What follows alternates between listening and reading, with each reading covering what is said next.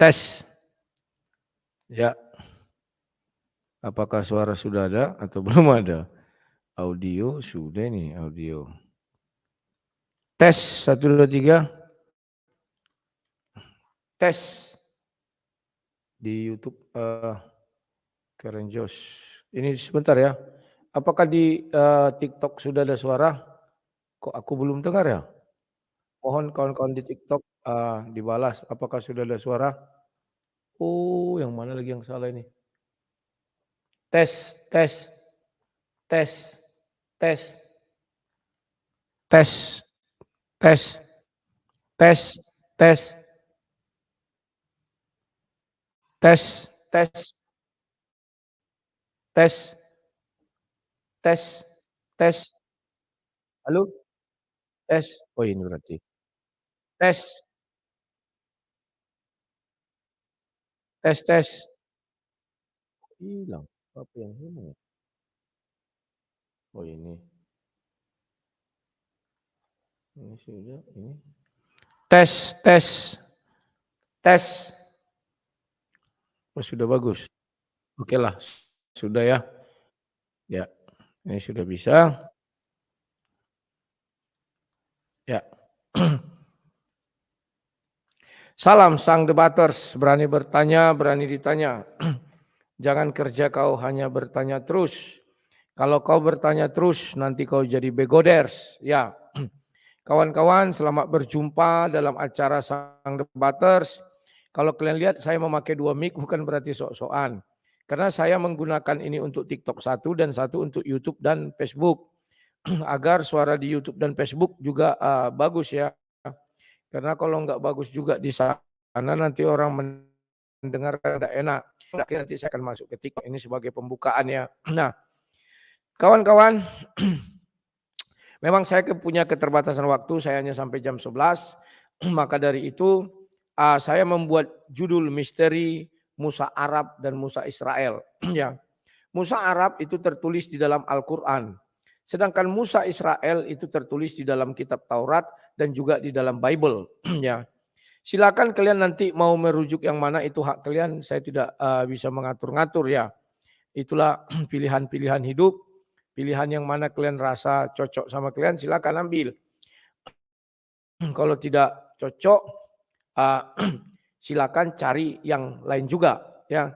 Nah, kawan-kawan silakan kalian masuk kalau mau masuk agar kita segera tancap gas.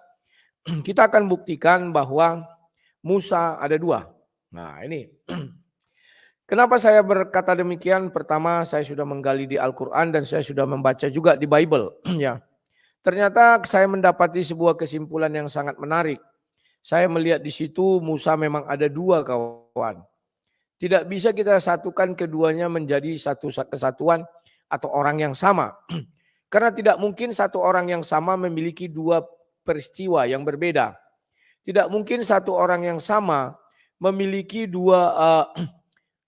data-data pribadi yang berbeda. Sedangkan di abad sekarang kalau kita salah nama satu huruf, di bank itu ditolak.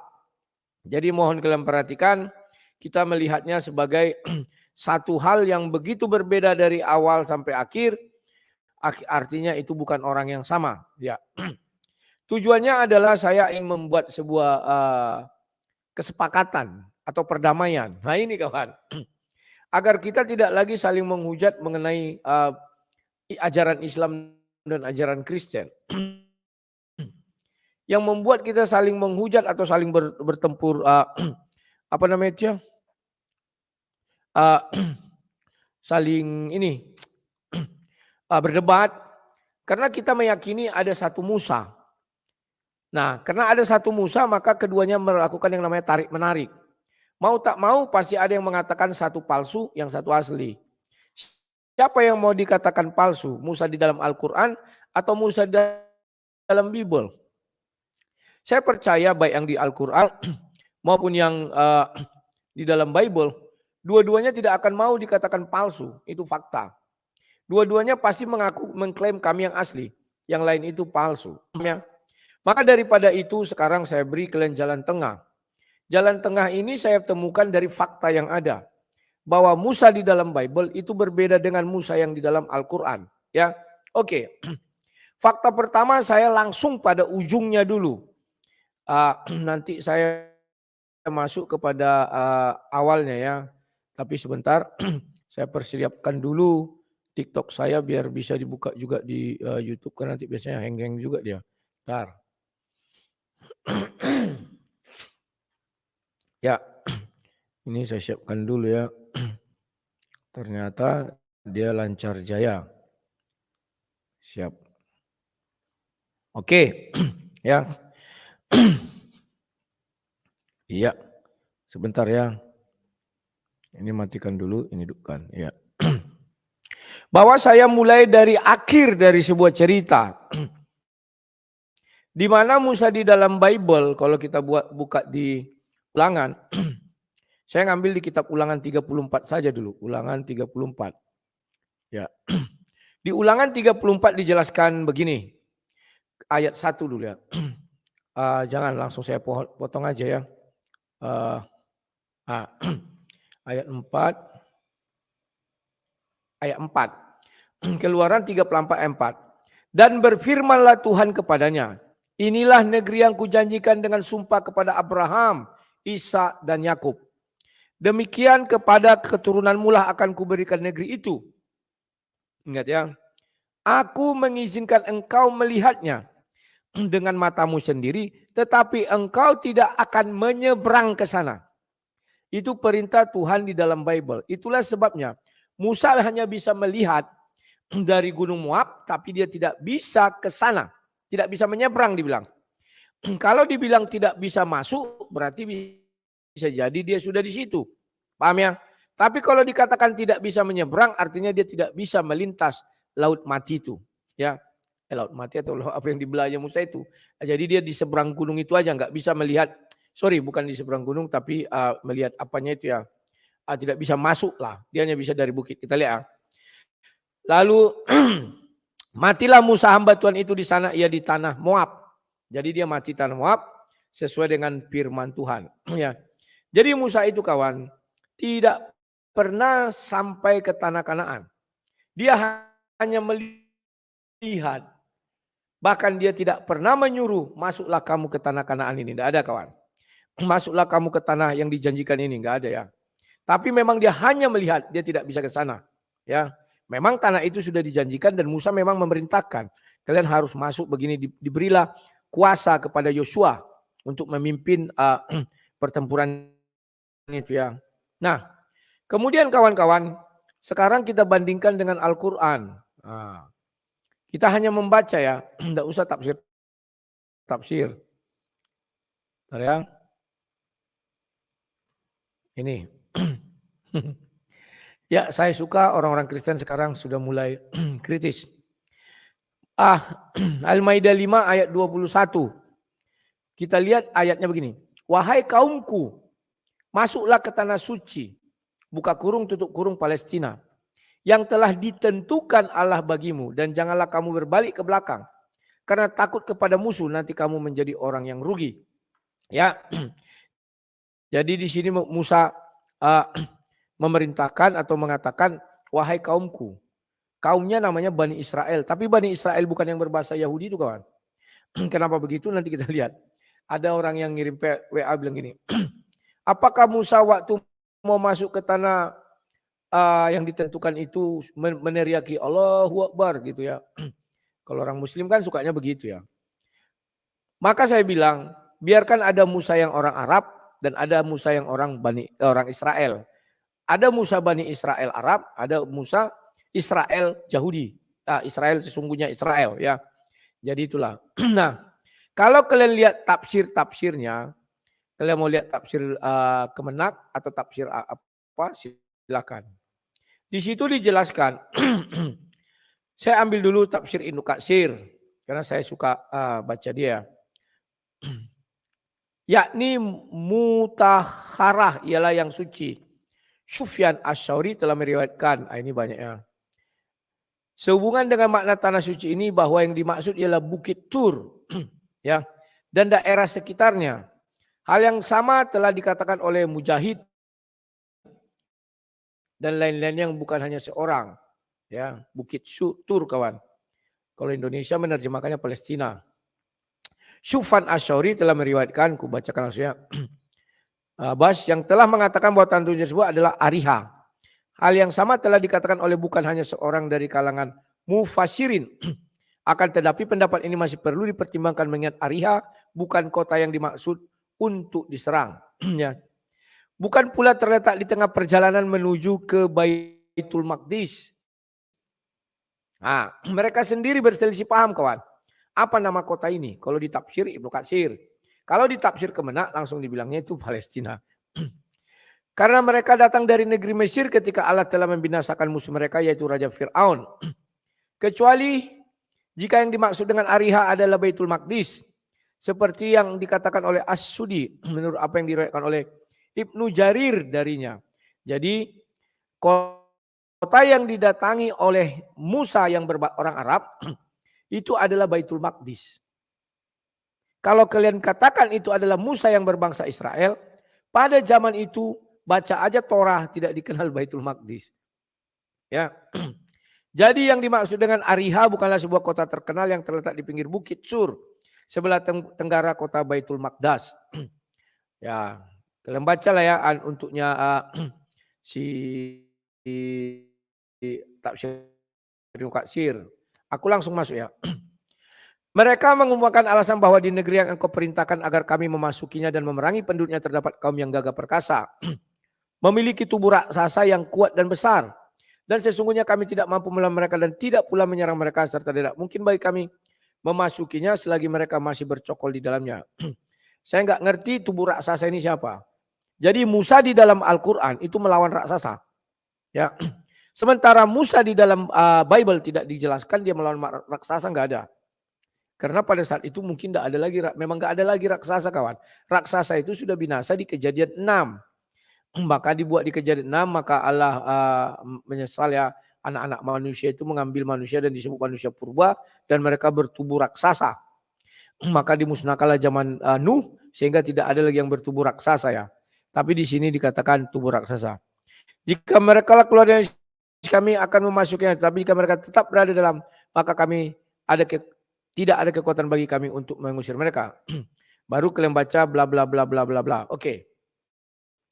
Intinya saya sudah mendapatkan hal penting bahwa Musa di dalam yang berbangsa Arab itu melawan sekelompok raksasa.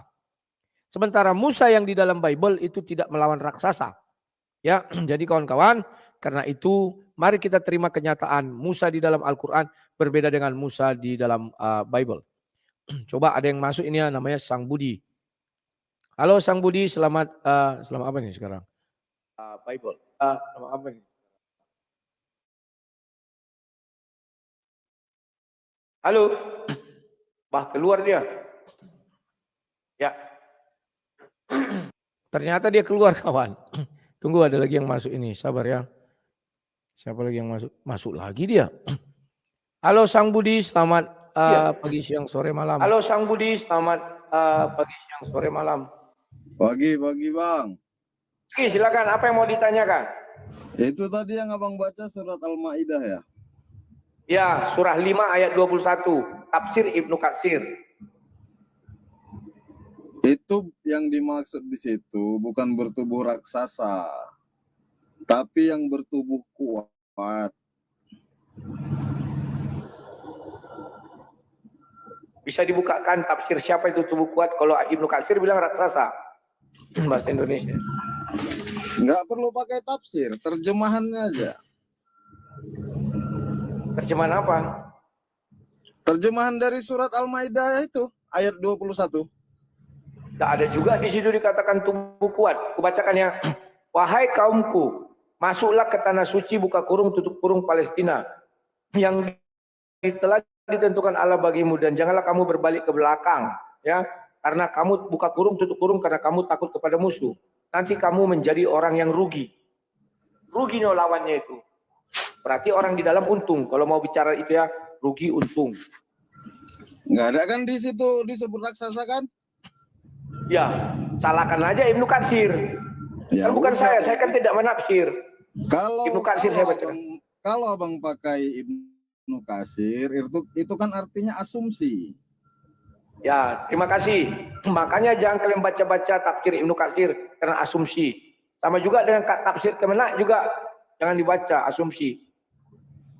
Loh, orang di sini artinya udah jelas, apa yang harus ditafsirkan? Nah, aku nggak tahu lah. Makanya hapus kitab-kitab tafsir, kalian buang lah. Kok saya yang kamu salahkan? Saya hanya membaca. Oke lah, oke. Ya. Sekarang aku mau tanya abang. Oh, mau nanya. Silakan.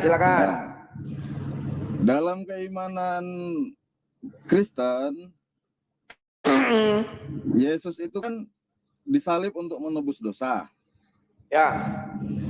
Itu ketika dia disalib dengan keikhlasan dia, dengan keridoan dia, atau dengan keterpaksaan? Ya, dengan keikhlasan. Oke. Kalau benar itu dengan keikhlasan, kenapa harus ada drama lari, bersembunyi? Kenapa nggak langsung menyerahkan diri aja? Ya, karena Yesus itu orang bijak, bukan orang tolol. Kalau dia menyerahkan diri, sementara misinya belum tersampaikan. Dia kan ada misi juga. Misinya harus dijalankan dulu, yakni memberitakan Injil Kerajaan Sorga, baru tiba kesudahannya. Makanya ketika Yesus Makanya Yesus ada mengatakan sudah selesai, atau dibilangnya sudah tiba saatnya anak manusia akan diserahkan. Silakan. Abang tahu apa arti ikhlas? Tahu. Apa? Ikhlas itu ya berserah diri, udah pasrah. Oke, berserah diri, pasrah. Berarti kan nggak harus ada Yudas yang yang memberitahu tentara Romawi di mana persembunyian Yesus kalau memang dia ikhlas.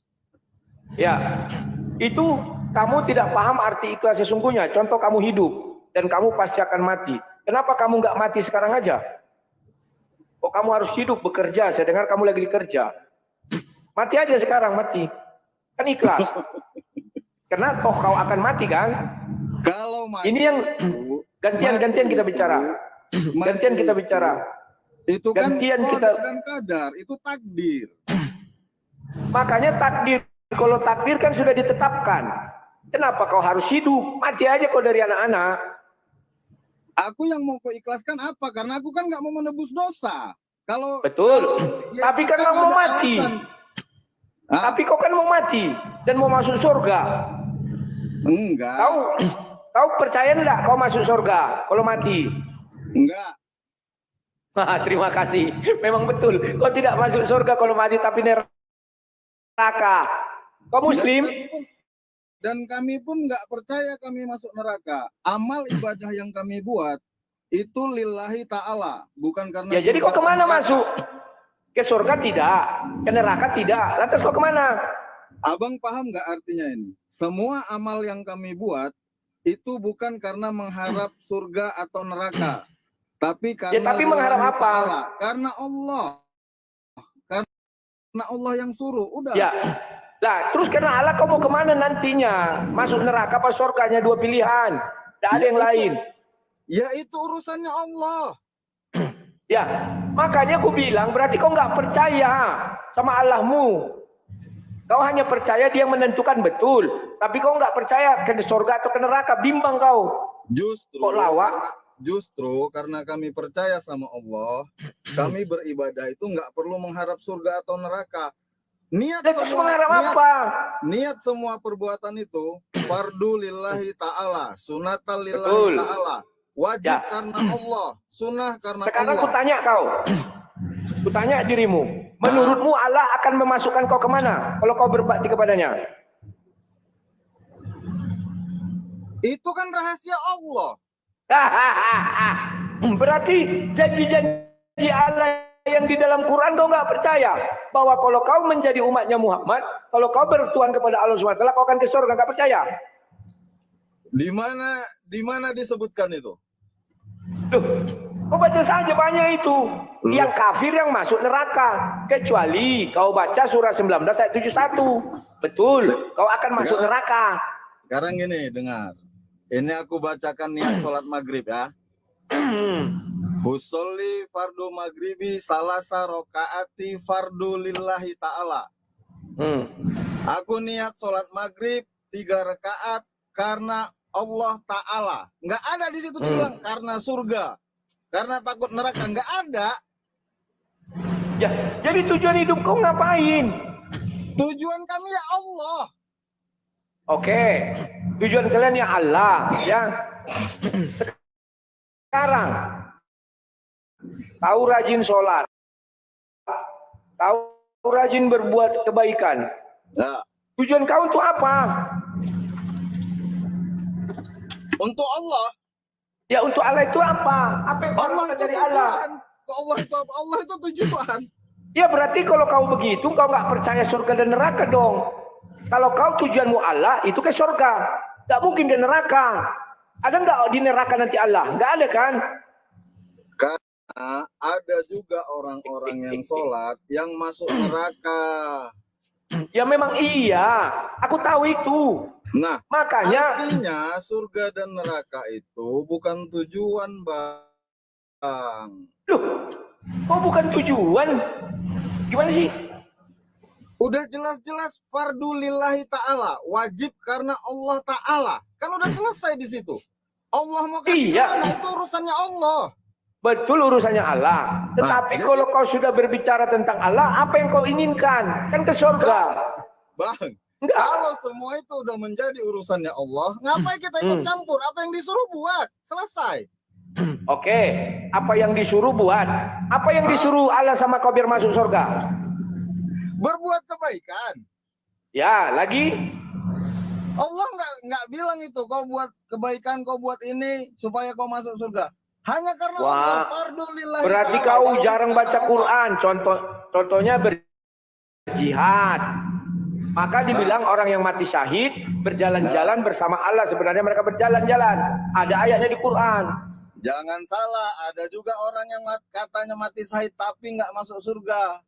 Oh ya, terima kasih. Betul. Betul lah, Tahu makanya kenapa? kalian berdoa, Ya, tunjukkanlah tahu jalan yang kenapa? lurus. Tahu kenapa? Gak tahu. Nah, makanya abang aja nggak tahu sembarangan mentafsirkan. Mana ada ku tafsirkan. Memang itu kata Ustadz. Lah Lalu Ustadz bilang, orang yang mati syahid, abang bilang masalah surga, masalah neraka. mana ada ku tafsirkan. Makanya kau dengar setiap Ustadz berbicara, orang-orang kafir ke neraka. Orang-orang yang melaksanakan perintah Allah ke surga. Orang-orang Islam ke surga. Orang-orang kafir ke neraka. Gimana sih kau ini? Ini kami nggak menutupi apapun yang ada di dalam kitab kami. Oh, belum tentu ada yang masuk surga. Kenapa? Simple. Orang yang mati syahid nggak masuk surga hanya karena dia masih punya hutang yang belum selesai di dunia. Hutang apa? Hutang uang contohnya, itu yang paling kecil. Oke, sekarang aku tanya kau ya. Orang yang sholat belum tentu masuk surga. Kenapa? Karena masih punya kesombongan di hatinya. Ya, sekarang aku tanya kau. Makanya itu Percaya saya nggak bilang. kau nanti manusia akan dipindahkan dari neraka ke surga? Makanya itu saya bilang. Bro, gantian. Dengar dulu. Sudah aku dengar dari tadi. Sekarang aku tanya dulu kau. Percaya nggak kau orang Islam dia, kalau masuk neraka nanti akan dipindahkan dari neraka ke surga? Percaya nggak kau? Itu kembali lagi tadi saya bilang itu urusannya Allah. Ngapa saya? Bukan urusan Allah itu. Loh. Surga dan neraka itu punya siapa? Makanya kau baca dulu. Enggak, sekarang aku bilang, percaya nggak kau orang bisa dipindahkan dari neraka ke surga? Oke, sekarang ini jawabannya. Surga dan neraka itu punya siapa? Ya, punya Allah. Terus? Ya udah urusannya Allah lah. Ngapain saya ngurusin? Oke, berarti kau nggak usah mengurusin. Makanya kau nggak usah baca kitab. Ngapain kau urusin? Aku disuruh, Allah suruh sholat. Makanya semua niat itu lillahi. Ya, sholat. Apalagi kau disuruh. Sekarang kau sholat, percaya nggak kau ke surga apa neraka? Surga neraka itu punya siapa? Allah. Ya udah urusannya Allah kan? Ya, kalau kau nggak percaya bahwa kau ke surga, ngapain kau sholat? Kau lakukan semua perintah Allah, kau nggak percaya ke surga. Aku nggak ada bilang aku nggak percaya Allah, Bang. Bukan nggak percaya Allah, nggak percaya kau ke surga, ngapain kau sholat? Bukan aku nggak percaya surga atau neraka. Yang aku buat semua itu karena Allah Ta'ala. Betul. Sekarang kau sudah melakukan kehendak Allah. Menurutmu kau ke surga atau neraka? Oke, surga dan neraka itu punya siapa? Punya Allah. Ya udah, biar urusannya Allah. Ngapain kita ngurusin? Betul.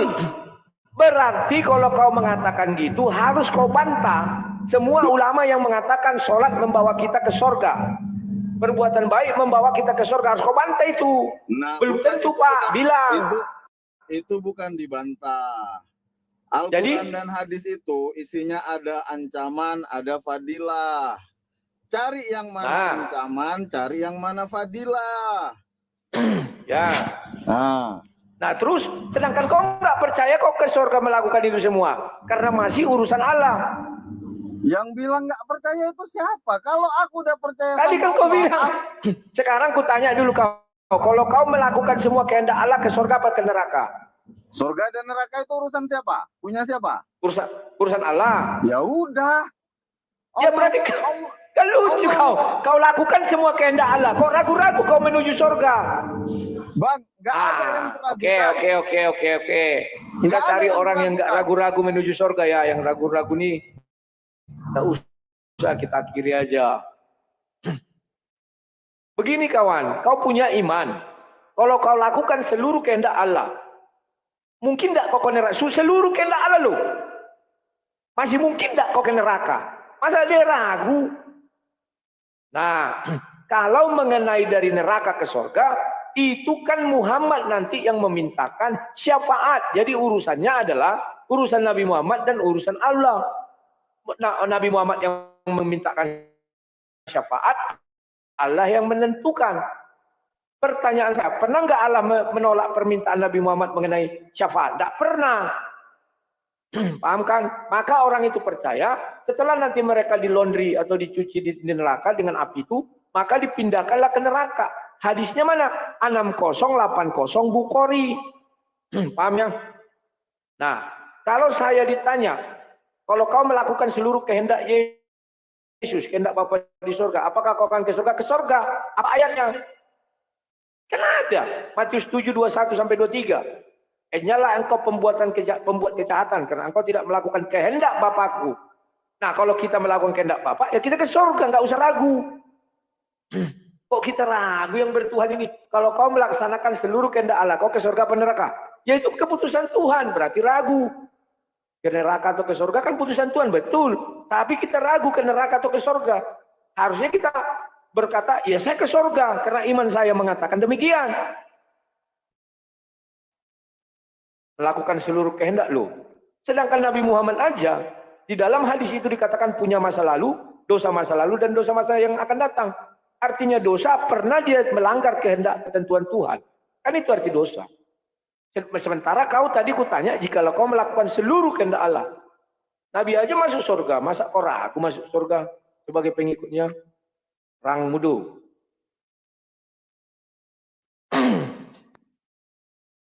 Halo orang muda, selamat malam. Malam, pagi, siang, sore, malam. Malam, siang. Silakan. Mau bertanya apa mau ditanya mengenai Musa?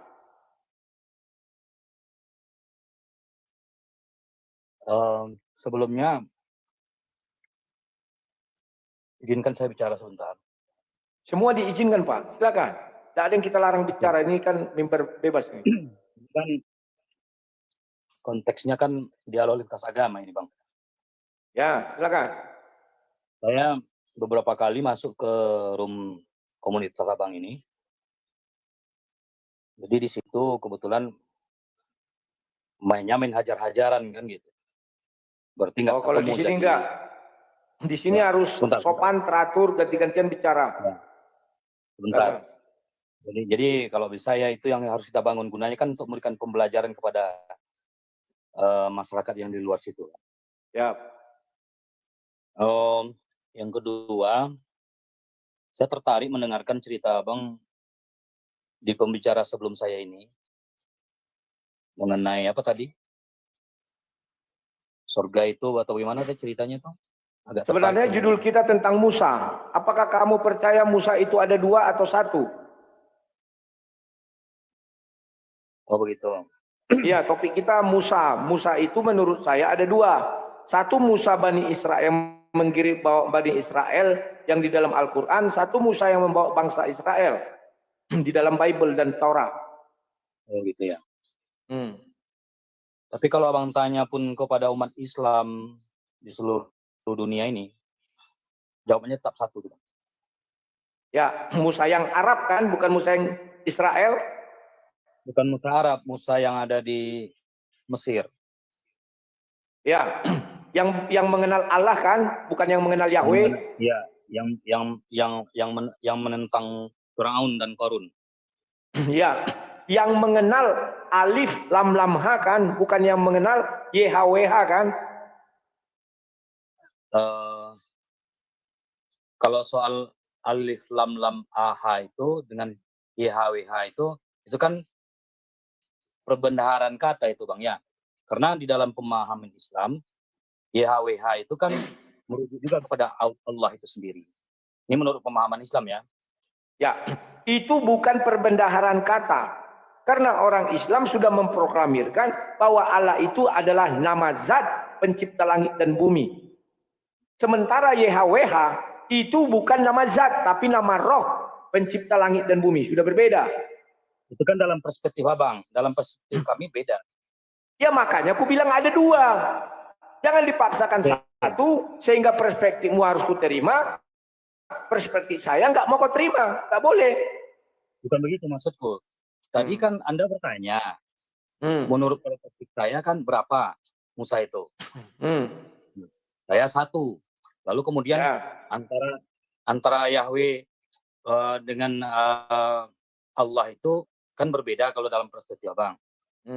Dalam perspektif kami sama, hanya saja perbedaan kalimat. Sama dari mana? Dia tidak mau baca Al-Ikhlas 1-5. Dia tidak boleh disetarakan dengan apapun, termasuk Tuhan-Tuhan orang lain. Tak boleh disetarakan. Betul sekali. Ya sudah, sejak kapan Allah itu setara YHWH? Gak bisa. Bang, begini Bang. Di zaman Musa, ya kan, Mazmur ataupun Zabur kata orang kami, turunnya kan dalam bentuk bahasa Ibrani. Ya. Allah itu kan ditemukan dalam Al-Quran, ya kan Bang ya? Iya. Dalam bentuk bahasa Arab. Cuman 2 sebutan ini kan merujuk kepada 1 oknum yang Maha Pencipta. Nah, kalau itu kau akui, maka gagallah kalimat Allah tidak berawal dan tidak berakhir. Dirubah menjadi pernyataanmu. Allah berawal YHWH, berakhir jadi ALLAH. Dan itu jadinya Tuhanmu. Justru Anda yang gagal paham. Kok saya gagal paham? Karena begini, dengarkan dulu. Allah itu, Tuhan itu menurunkan berbagai macam wahyunya kepada kepada utusan yang terdahulu sesuai dengan bahasa yang berlaku di saat itu. Iya, namanya ganti-ganti berarti sesuai bahasa. Dengar dulu. Nggak mungkin umat Yahudi ketika itu, ya kan, yang menggunakan bahasa Ibrani, lalu diturunkanlah dalam bentuk bahasa Arab. Apa kira-kira bentuknya itu, Bang? Sedangkan sudah turun dalam bentuk bahasa Ibrani saja, masih juga dipelenceng-pelencengkan ayat-ayat itu. Jadi, makanya saya katakan abang tuh gagal paham dalam memahami turunnya ayat ini, turunnya wahyu. Saya nggak gagal paham, bro. Ya, tadi kan Anda mengatakan. Bahasa boleh contoh-contoh. Zaman sekarang kamu lihat bahwa Allah itu mau di Amerika, mau di Ethiopia, mau di Amsterdam, sama tetap Allah. Kalau isinya kalimat-kalimatnya boleh diterjemahkan, tapi nama Allah tidak bisa diterjemahkan. Paham nggak kau itu? Kau yang gagal paham. Ya, aku paham. Justru kita yang Terus nggak kalau ketemu. paham kau, kenapa kau bilang Allah berubah-berubah nama? Memang kayak kau bisa berubah nama. Benar dulu. Tapi kita diskusi nih. Iya, gantian. Silakan. Nah, gini. Kalau sekarang Anda berikan contoh Allah itu di seluruh dunia sama, karena dia semenjak diturunkan Al-Quran kepada baginda Nabi besar Muhammad SAW, diperkenalkanlah nama itu. Tentu sampai hari ini akan berubah lagi dia. Nah, berarti Allah lahir ketika Muhammad menjadi Nabi. Diperkenalkan kau bilang. Setelah diperkenal, sebelumnya nggak kekal. Ganti-ganti nama. Diksi Anda itu kadang-kadang memancing orang. Ya, Allah itu nggak pernah lahir, Bang. Kau tahu nggak Allah itu apa? Allah itu nama. Nama itu pernah lahir nggak? Saya sudah berapa kali berdebat. Bahkan di dalam literatur dikatakan, Allah ingin memperkenalkan dirinya kepada manusia, maka diperkenalkanlah namanya. Bahwa sebelumnya dia tidak. Kurasa. Kenapa? Ya, kurasa ini.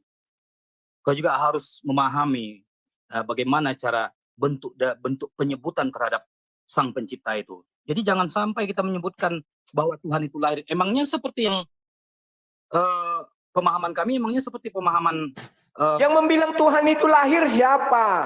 Yang ku bilang, oke, sekarang ku bilang sama kau. Kan kau tadi mengatakan, sejak Muhammad baru nama itu keluar Allah, dibilanglah Allah sampai hari ini. Nah, sebelumnya Allah enggak namanya. Kutanya dulu kau. Wallahu a'lam bissawab ya jawabannya ya. Ya, kalau sudah walau alam di sini dilarang bicara walau alam, itu biasanya langsung di-kick. Karena enggak ada yang mau didiskusikan lagi. Tolong pahami ya kawan-kawan ya. Di room saya, kalau sudah kalian ucap goib, wallahu alam, terserah Tuhan, itu enggak ada lagi jawaban. Tidak ada yang bisa diperdebatkan lagi. Maka dari itu biasanya saya kick. Jawaban itu tidak bisa kita apa-apakan lagi. Sudah wallahu alam, sudah goib, sudah suka-suka Tuhan. Paham ya? Tapi selagi dia bisa berargumen, kita diskusi. Coba siapa yang bisa melawan wallahu alam? Bang, suara kecil, ini udah besar. Gak tahu lagi aku cara membesarkannya. Aku sudah coba. Tes. Sini besarnya. Ya, kawan-kawan, tolong hindari di room saya jawaban goib, wallahu alam, sama suka-suka Tuhan. Kalau itu sudah kalian ucapkan, kita nggak bisa menentang apa-apa lagi. Kita tidak bisa berdiskusi apa lagi. Paham ya? Tapi selagi kau bisa memberi argumen, kita lanjut. Nah, dia tadi mengatakan, itu kan berdasarkan nabinya. Ya. Kenapa zaman sekarang, Allah itu mau di Inggris, mau di Amerika, mau di India, mau di Pakistan, mau di Belanda, tetap Allah nggak bisa diterjemahkan ke bahasa lain. Itu yang kutanya. Dia bilang, Allah itu setelah Muhammad ada katanya. Maka sampai sekarang itulah Allah. Berarti sebelum Muhammad gimana? Nggak ada kan, yang ada apa? IHWH. Maka dari itu, biar kita aman, biarkan saja ada Musa orang Arab. Jangan kalian paksa Musa di Bible sama dengan Musa di Quran. Kok nggak rela sih? Sementara kami rela. Kami rela Musa di Al-Quran berbeda dengan Musa yang ada di dalam Bible. Kenapa kawan-kawan Islam tidak pernah rela Musa yang di dalam Al-Quran bukanlah Musa yang dalam Bible. Harus sekali yang di Bible itulah Musanya sama. Sementara kisahnya berbeda. Lantas kawan, apakah kita harus menghakimi satu yang palsu? Mau nggak kalian dikatakan kitab kalian palsu? Kan nggak mau. Ya, Putri Ensari. Apa Ensari?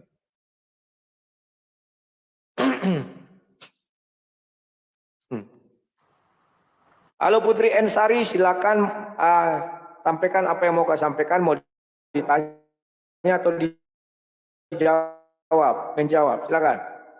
Bertanya aja, Le, bertanya. Silakan. Kitab Musa yang ada di agama sebelah sono, ada nggak kitabnya? Terima kasih. Nggak ada. Dibilangnya kitab Taurat, tapi kita nggak tahu apa isi Taurat itu. Apakah kejadian sampai keluar, kejadian sampai ulangan, saya nggak tahu. Karena tidak satu Islam pun tahu apa kitab Musa itu. Hanya Taurat, gitu aja, tok. Selesai. Udah, Le, itu aja. Oke, terima kasih Putri Ensari, bisa keluar ya. Biar naikkan ada banyak yang ngantri nih. Real Najid. Ensari keluar. Halo Najid, selamat pagi, siang, sore, malam, silakan. Halo Bang, mau nanya Bang. Boleh, silakan. Tadi kan Abang bilang Musa Quran sama Musa Alkitab Bible. berbeda, ya kan? Berbeda. Di mana bedanya Bang? Ya, saya jelaskan bedanya. Bahwa Musa di dalam Al-Quran mengenal alif lam lam ha. Itulah sesembahannya yang adalah zat. Musa di dalam Bible itu hanya mengenal YHWH yang adalah roh, bukan zat. Kemudian yang kedua, Musa di dalam Al-Quran melaksanakan 9 mujizat. Musa di dalam Bible melakukan 10 tulah. Tulah berbeda dengan mujizat. Musa di dalam Al-Quran itu kalau nggak salah aku istri anaknya si apa ya, ngangkat anak diangkat anak oleh Fir'aun itu, nanti kuliah lupa saya. Kalau di dalam Bible putrinya mungkin kalau nggak salah ketika dihanyutkan itu ya. Tunggu biar jangan jadi apa, itu perbedaan menyolok juga. Sebentar. Sebentar ya. Tapi masalah tempat lahirnya zaman Fir'aunnya sama Bang? Fir'aunnya saja yang sama. Zamannya tempat lahirnya tidak disebutkan di dalam Al-Quran, di Bible disebutkan. Di Mesir Bang? Bukan, dia bukan di Mesir. Tunggu dulu, sebentar dulu. Ya, Mesir ini bidan. Tapi kan Fir'aun di Mesir Bang? Memang betul di Mesir. Tapi Musa nggak lahir di Mesir gitu? Tunggu dulu, ku baca dulu. Bentar dulu kau. Yang ku baca itu maksudku mengenai tadi itu dia diangkat anak oleh siapa? Bentar dulu. Iya Bang, oke Bang. Kalau di dalam Bible putri Fir'aun. Kalau di dalam Quran, coba sebentar kuliah biar jangan jadi salah-salah. Musa putri Fir'aun Bang.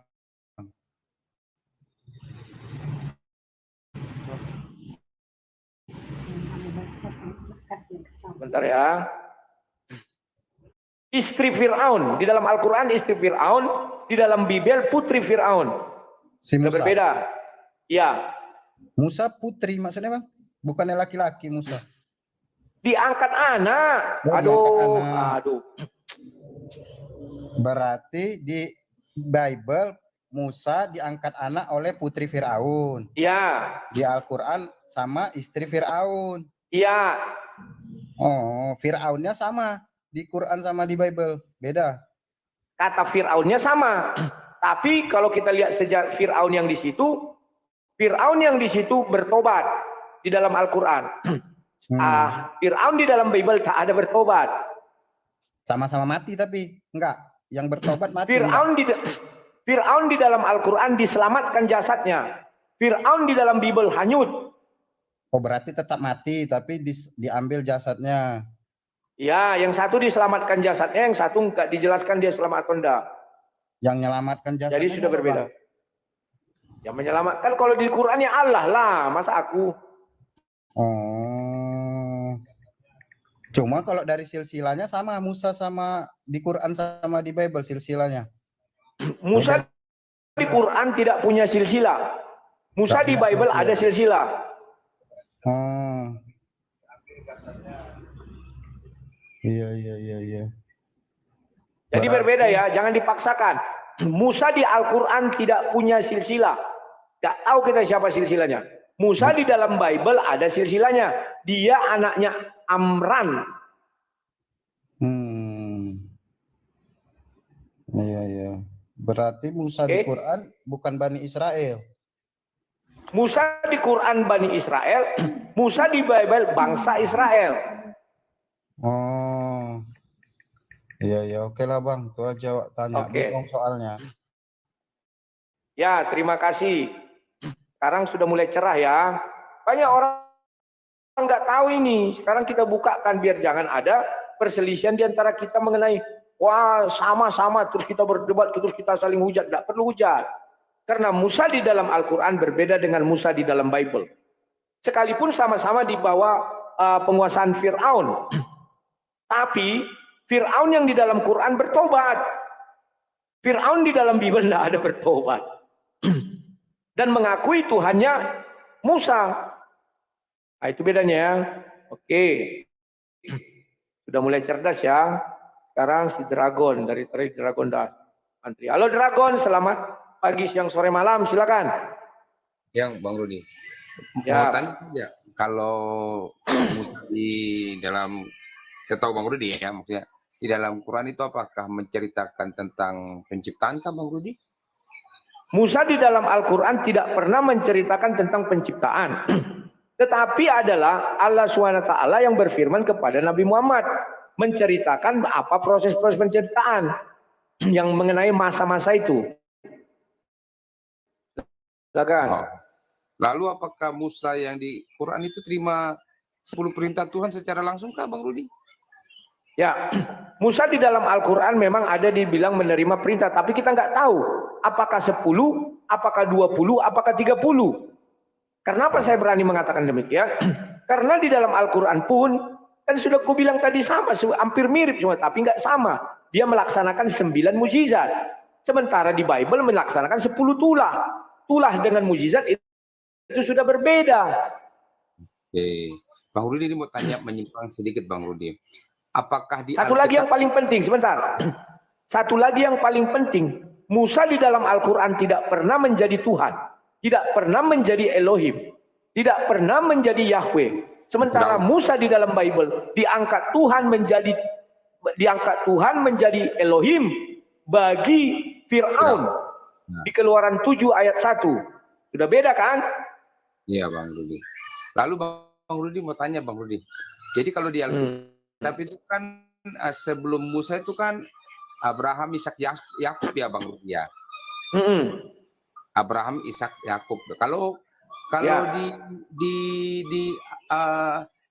di Quran apakah begitu juga Bang Rudi? Ada Abraham, Ishak, Yakub turun ke bawah kena Musa. Silsilahnya begitu. Maksudnya di dalam Al-Quran sudah saya jelaskan. Kita nggak tahu silsilah Musa ini siapa. Karena memang tidak ada di situ dijelaskan. Musa keturunan ini, keturunan ini, keturunan ini. Hanya di dalam Bible itu bisa kita lihat. Oke, baik Bang. Bapaknya siapa? Al-Quran aja tidak ada menyebutkan bapaknya si Musa siapa. Yang ada adalah bapaknya Maryam, itu Imran. Oh, siap Bang Rudi. Berarti kalau kita tarik keluar Bang Rudi, terkait dengan katakanlah seperti teman-teman dari seberang mengatakan nubuatan itu Bang Rudi yang dari ulangan katakanlah 18 dari ayat 15 sampai 18 itu kalau diurut dari atas Bang Rudi berarti tidak kena, dia tidak jatuh ke seberang. Harusnya mereka paham sesuai dengan pernyataan Bang Rudi yang tadi baru sampaikan mengenai Musa ini karena Musanya kan dari bangsa Israel kan Bang Rudi, seperti begitu. Ngikutnya dari Abraham, Ishak, Yakub turun ke bawah kan, bukan ngikutnya dari ke Ismail ke bawah seperti gitu. Kalau kita tarik keluar Bang Rudi, tapi secara gamblang bahwa sudah bisa kita pahami apa yang disampaikan oleh Bang Rudi bahwa memang benar Musa yang di Al-Quran dengan Musa yang di Bible itu sangat berbeda dan ini satu pencerahan yang luar biasa dan saya harap mungkin kalau teman-teman di RT sebelah yuk coba baca deh, bandingkan gitu, sama enggak gitu. Dan pastinya satu Bang Rudi sebelum penutup Bang Rudi. Ya. Saya merasa sangat aneh dan lucu sekali ya, dan membanggongkan bahwa Sang Budi itu tujuan akhirnya nggak tahu gitu Bang Rudi, seperti itu. Bahkan kalau dari mereka kan itu sangat diagung-agungkan sekali tujuan mereka tiba di tempat yang dimana ada surga itu Bang, surga gitu. Yang sudah kita tahan-tahan selama ini Bang Rudi itu sangat gambar-gemborkan sekali ya Bang Rudi. Dan juga yang mungkin banyak minta maaf agak sedikit beda gitu ya. Oke. Itulah gitu. Nanti terpelicir. Iya Bang Rudi. Terima kasih banyak Bang Rudi. Selamat siang. Oke, terima kasih Dragon. Ngeri, Dragon geng. Ya, kawan-kawan, saya tidak bicara bohong, saya tidak bicara asumsi, buka aja Quran. Yang paling fatal di dalam Bible, Keluaran 7 ayat 1, Musa diangkat menjadi, kalau bahasa Indonesia dibuat Allah, kalau bahasa apanya Elohim, Yahweh, kayak gitu. Bagi Fir'aun, paham nggak? Bisa nggak? Kan dibilang tidak ada di Al-Ikhlas, kan dibilang tidak ada yang setara dengan dia. Sementara di Bible diangkat dia menjadi Tuhan bagi Fir'aun. Maka aku bilang, izinkan, biarkan kami beribadah dengan agama kami. Kan ada istilah apa? Kalau saya salah, perbaiki. Lakum dinukum waliyadin. Agamamu untukmu, agamaku untukku. Biarkan Musa dua, kenapa rupanya? Sedangkan sekarang ada di sini Musa, bukan sadis. Bukan kawan sadis. Ada si Musa. Adiknya siapa aja si Musa namanya? Ada yang ku kenal orang Mesir itu. Nama adiknya si Musa. Tidak sama semua nama Musa ya. Jadi kawan, biarkanlah Musa dua, nggak usah kita paksakan. Kami tidak mengganggu Musa yang di dalam Al-Quran, dan kalian mohon jangan mengganggu Musa yang dalam Bible. Apalagi sampai mengambil Ulangan 2:18 ayat 18. Itu bukan untuk Nabi kalian. Karena tidak mungkin satu Tuhan berfirman di dalam dua kitab suci yang berbeda. Gak mungkin, isinya pun berbeda, gak mungkin. Masa Tuhan berbicara, jadi mengadu domba lah Tuhan ini. Berfirman dulu dia, ditulis di Bible. Terus berfirman lagi sana, dari adu domba. Kawan-kawan, ini sudah jam 10.53. Jadi saya mohon maaf dulu, saya sekian dulu ya, nanti kita lanjut lagi ya. Banyak yang ngantri, kepada yang ngantri saya mohon maaf ya. Ya hanya sampai sini dulu, nanti setelah makan siang kita jumpa lagi, kita bahas. Ibrahim bukan Abraham. Mak, di menit-menit terakhir datang topik TikTok. Terima kasih ya Pak. Siapapun kalian yang baik hati, terima kasih ya. Nanti kita bahas Ibrahim bukan Abraham. Faktanya apa? Nanti ku jelaskan. Biar kalian paham. Waduh, terima kasih Pak. Udah selalu menit-menit terakhir aku dapat berkat ya. Ya terima kasih sekali lah. Puji Tuhan. Itu yang bisa saya sampaikan. Oke, kita jumpa lagi nanti. Ibrahim bukan Abraham. Ibrahim itu berbangsa Arab. Abraham itu keturunannya yang Yahudi. Tapi dia bangsa apa nanti kita lihat. Sekian dan terima kasih. Sampai jumpa. Salam dari Sang Debater.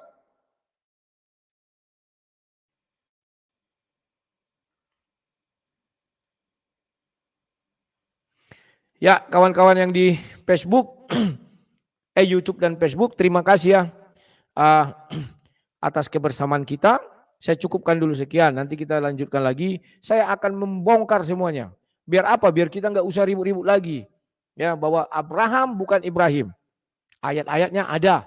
Sudah. Jadi kawan-kawan, tadi saya dikirimi ikan paus, ngiri kawan. Ya, terima kasih, sekian dan terima kasih kebaikan hati kalian. Kawan-kawan yang di YouTube, donasi yang masuk hari ini masih 0 ya, tapi tak apa-apa, biarlah dulu. Biasanya saya laporan malam. Sekian dan terima kasih, sampai jumpa. Salam Sang Debaters.